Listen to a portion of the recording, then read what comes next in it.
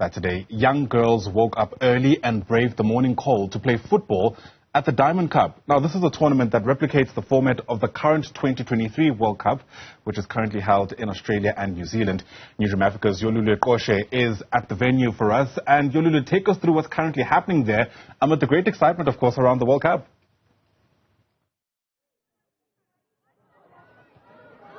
Well, a very good afternoon to you, Ayanda, as well as to the viewers, of course. Well, we came here this morning because we know at the start of this week, the 2023 Women's World Cup did get underway in Australia and New Zealand.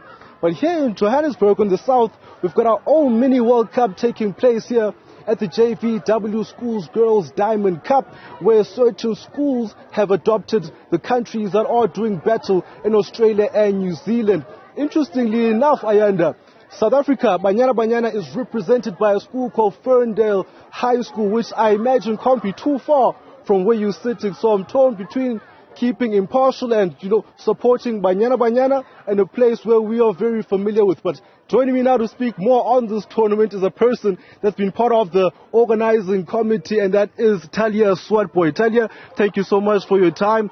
Let's speak about this tournament. You're seeing young girls coming in and around, outside the gates, inside the gates. We've also got their parents coming through to support. How does that make you feel as the people that got this off the ground? Definitely, the JVW Schools League is always a front runner, I would say, when it comes to girls football, especially within the schools league setup. We've been running for the past 11 years. And with this Diamond Cup, we did have tournaments before, but we've only had about 12 schools come through. So, now to host it and have 32 school teams come through, for us, a little bit overwhelming, but I'm glad that our vision came to life. And again, keeping it within as we approaching Women's Month, but most importantly, our World Cup. And just bringing awareness, visibility, and also getting the young girls, involved and interested in women's football at a much larger scale than just playing it. And you mentioned, the success of this tournament being overwhelming, the increasing numbers, but sometimes success does come with a bit of an overwhelming feeling. Just talk us through how you managed to boost that number from the 12 to 32. How did that come about? So definitely, for number one, women's football is definitely the fastest growing sports entity within the sports industry. So girls want to play. If you give them a platform, which we have, this is what you get. So with that, I would say boosting it up. It was just about proper planning, starting early. So this tournament was put out to a lot of the schools much earlier in the year.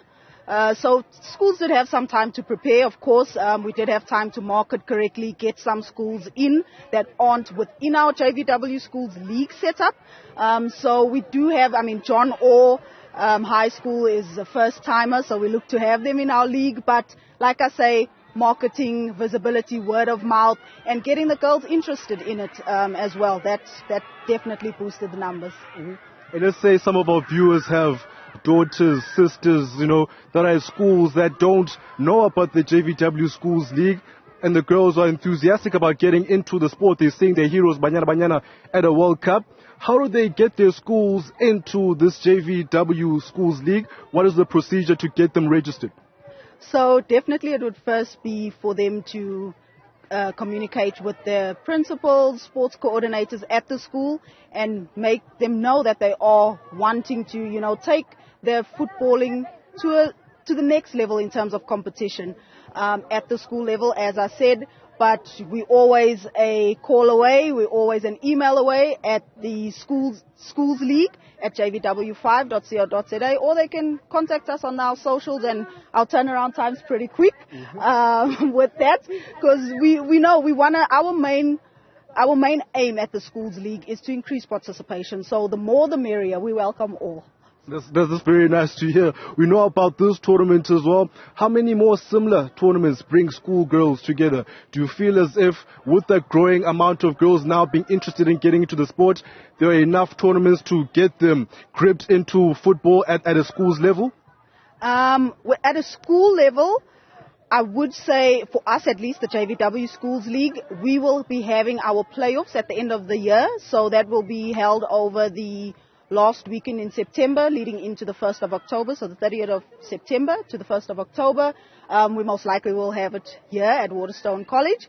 And again, you will be seeing round about the same number of teams that will be here. Obviously, we always try and look back and look at ways on how we can make it better.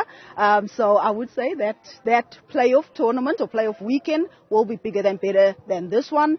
And yeah. And we know JVW, the senior team, one of the more prominent teams in our women's football league. Are there any scouts around looking at some potential young talent to bring into the structures? I remember 2 weeks ago I was at an engine knockout tournament and I saw the JVW young girls doing their thing there. Are there any opportunities for these young girls to catch the eye and get into the structures? Well, I mean, we do have one of the most important people with us here today, the founder, Janine van Wyk herself, most capped player in Africa.